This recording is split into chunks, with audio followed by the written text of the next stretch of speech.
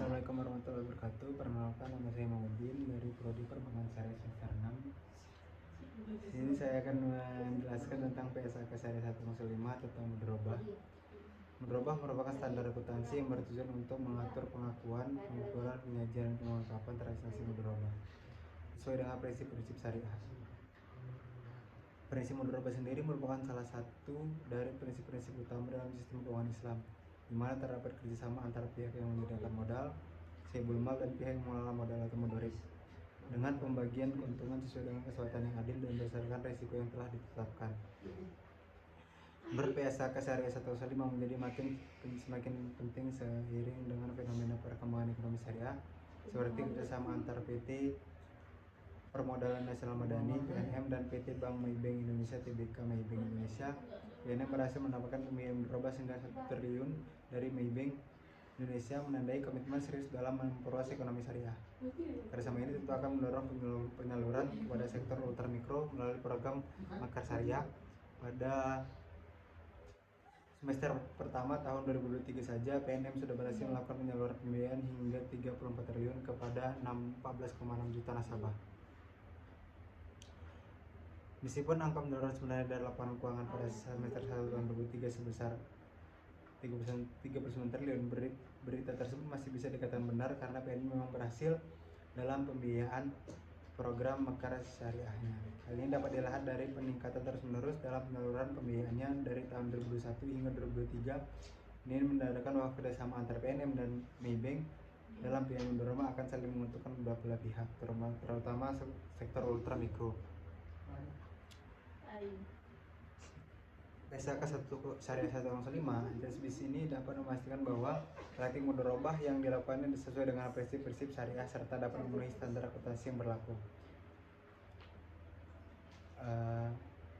Selanjutnya, konsep dasar dari PSAK Syariah 105, implementasi akad mudharabah pada LKS, kemudian perlakuan akuntansi berdasarkan PSAK Syariah 105, terakhir kesesuaian PSAK Syariah 105 dengan fatwa yayasan MUI. Pertama kita akan membahas konsep dasar PSAK Syariah 105. Pernyataan standar akuntansi keuangan PSAK 105 merupakan pedoman bagi transaksi keuangan syariah mudharabah yang menjadi rincian dan pelengkap dari PSAK 59 tentang akuntansi perbankan syariah. Pernyataan standar akuntansi mudharabah ini mencakup akuntansi pemilik dana dan akuntansi pengelola dana. Sebelum PSAK 105, akuntansi mudharabah diperkenalkan, PSAK telah mengesahkan KDPP LKS Bank Syariah dan PSAK nomor 59 tentang perbankan Bank Syariah pada 1 Mei 2022. Akuntansi mudharabah PSAK 105 kemudian disahkan oleh Dewan Standar Akuntansi Keuangan Ikatan Akuntansi Indonesia (DSAK IAI) yang dibantu oleh KAS melalui kerangka dasar dan penyusunan dan penyajian laporan keuangan syariah. Yang kedua, implementasi akad mudharabah pada LKS. Mudharabah adalah kontrak dalam ekonomi syariah yang menggambarkan prinsip Islam untuk mencapai keadilan sosial melalui sistem bagi hasil. Dalam konteks perbankan syariah, kontrak ini digunakan untuk tujuan dagang, jangka pendek dan kongsi khusus. Sebelum mendapat pendanaan dari bank, mudharib pengelola dana harus memberikan rincian mendetail terkait barang yang akan diperdagangkan, sumber uang, dan biaya terkait. Adapun mekanisme akad mudharabah pada bank syariah adalah ketika bank bertindak sebagai pengelola dana, bank akan menerima setoran dari nasabah dan mengumpulkan dana-dana tersebut. Dan dana tersebut kemudian akan disalurkan ke mudharib.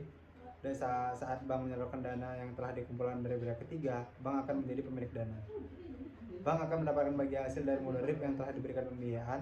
Bagian hasil tersebut kemudian akan dikumpulkan oleh bank dan dibagikan kepada nasabah pihak ketiga. Ketika bank syariah menjadi pengelola dana, akan berlaku akuntansi pengelola dana. Sementara jika bank menjadi pemilik dana, akan berlaku akuntansi pemilik dana. Yang ketiga, kita akan membahas dengan perlakuan akuntansi berdasarkan PSAK Syariah 105 karena pembicaraan kita ke situ.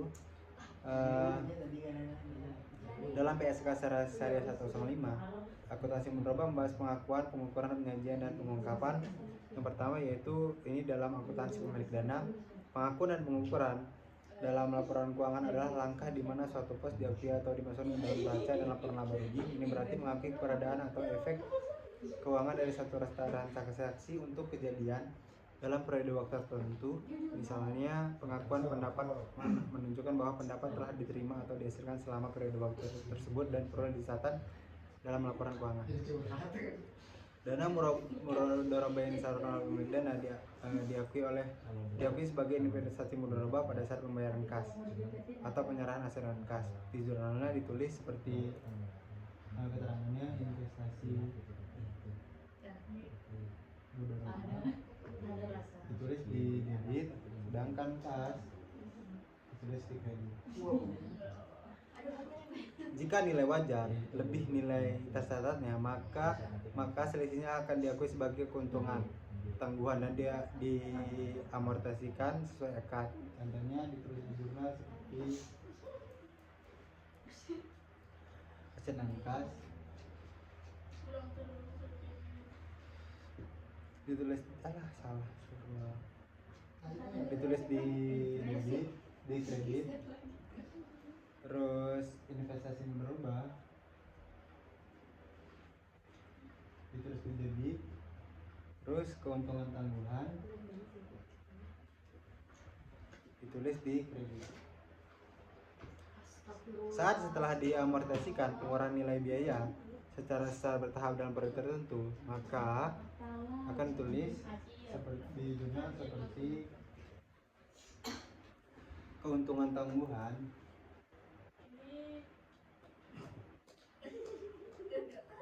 ditulis di debit, sedangkan keuntungan ditulis di kredit.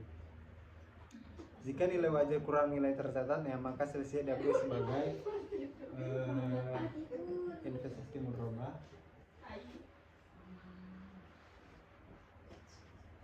ditulis di debit, kerugian ditulis di debit, sedangkan aset non kas ditulis di kredit.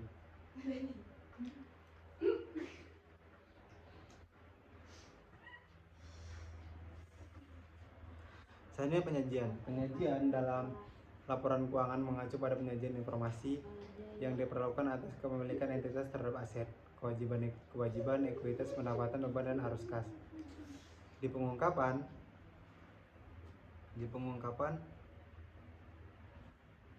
dalam laporan keuangannya, pengelola dana memberikan informasi paling penting tentang transaksi mudharabah.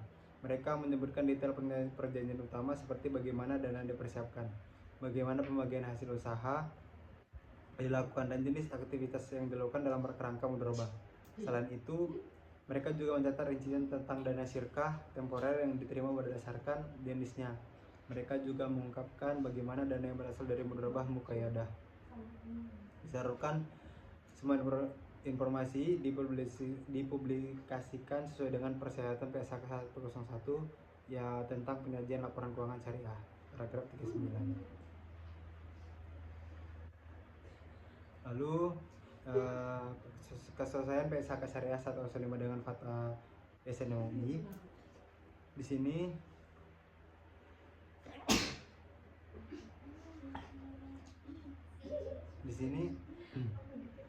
PSAK Syariah 105 merupakan standar akuntansi keuangan yang mengatur tentang akad dan transaksi mudharabah.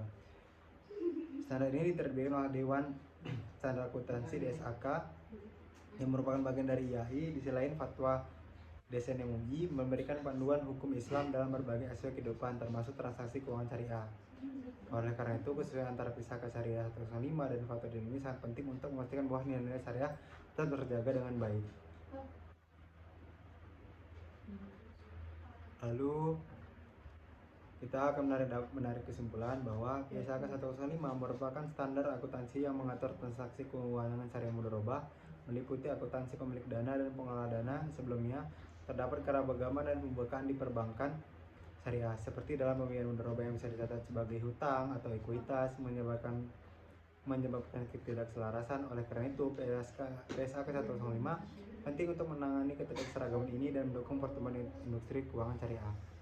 PSAK Syariah 105 mengatur cara akuntansi untuk pemilik dana dan pengelola dana dalam transaksi mudharabah. Pemilik dana mengakui investasi mudharabah dan mencerminkan nilainya dalam laporan keuangan, sementara pengelola dana mengakui dana yang diterima dari pendapatnya sebelum bagi hasil. Laporan keuangan mencakup detail transaksi dan kewajiban yang belum dibagikan sesuai dengan peraturan PSAK 101 untuk laporan keuangan syariah. Segitu saja dari saya. Kurang dan lebih mohon maaf. Wassalamualaikum warahmatullahi wabarakatuh.